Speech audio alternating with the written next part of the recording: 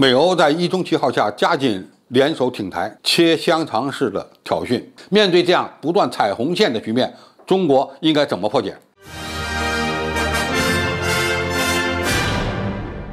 观众朋友、网友朋友，大家好，我是付前少。随着中美关系的缓和，拜登政府正在避免让美国政府在台湾问题上直接挑衅中国，打台湾牌的方式可能会有所调整和改变。中评社报道称，在华府举行的美欧就中国和印太议题第2次高层对话会所透露的信息看，美国及欧盟在各自的一个中国政策旗号下，加紧联手支持台湾，并以中国大陆在台海问题上展开博弈。美欧中国议题高层对话机制今年下设了6个小组，分别讨论经济对等性、供应链弹性、人权、安全、多边机制、对华建设性接触等议题。应美国的要求，从今年第1次会议起，台湾问题就被纳入了美欧讨论的范畴。美欧联合发布的新闻稿称，他们讨论了台湾有意的参与国际组织的重要性，包括世卫组织论坛和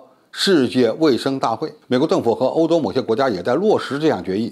拜登政府最近就力挺台湾以观察员身份参加世卫大会，遭到世卫大会连续第5年的拒绝。波罗的海3国议员访台，荷兰力挺台湾参加国际刑警组织等事件。美欧印太议题高层对话的第2次会议后他们联合发布的新闻稿称，美国和欧盟在印太地区的安全、稳定和可预见性方面具有共同利益，包括根据1982年海洋法公约所反映的国际法所规定的航行和飞越自由。双方重申在维护台海稳定和现状方面具有共同利益。双方指出，深化与台湾的合作，这种合作与双方各自的一个中国政策相一致，符合双方的共同利益。看出点门道没有？美国为了与中国大陆就台湾问题展开博弈，打出了一个中国政策的旗号来支持台湾当局。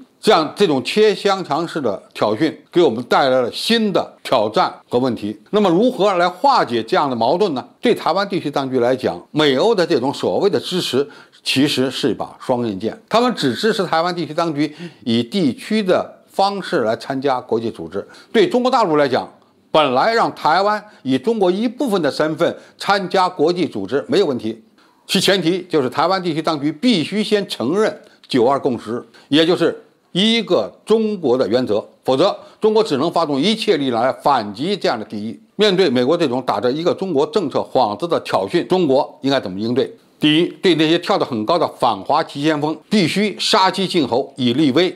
像立陶宛这样的国家，就得想尽各种办法对他进行严厉打击。真正厉害的外交呢，不能只抗议不动手，而且一旦要动手，就让这些挑衅者感到害怕。我们不需要对每一个挑衅的国家出手，但是一定要把那个带头者打残。第二呢，是要不断增加对台湾当局的军事压力和外交压力。西方国家越挑衅，我们给台湾地区施加的军事压力就会越大。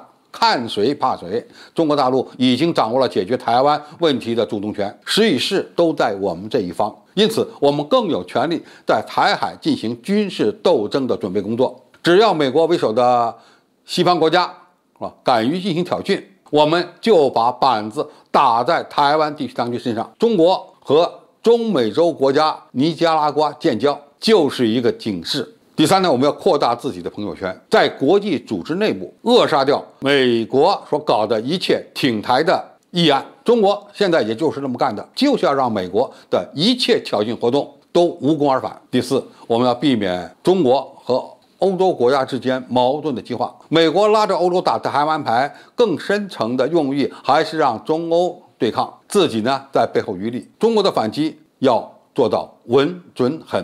中国和欧洲国家之间的经贸往来相当的频繁，搞好双边的关系，无论是对中国还是对欧洲都是有好处的。我想在这个方面，很多的欧洲国家的领导人应该看的都比较清楚。说实话，除非中国完成了两岸的统一，否则美国仍然会变着花样打台湾牌。不过，随着中国实力的增强，这些挑衅都无法改变中国统一的大局。如果挑衅加剧，那么只会逼着中国尽早的解决台湾问题。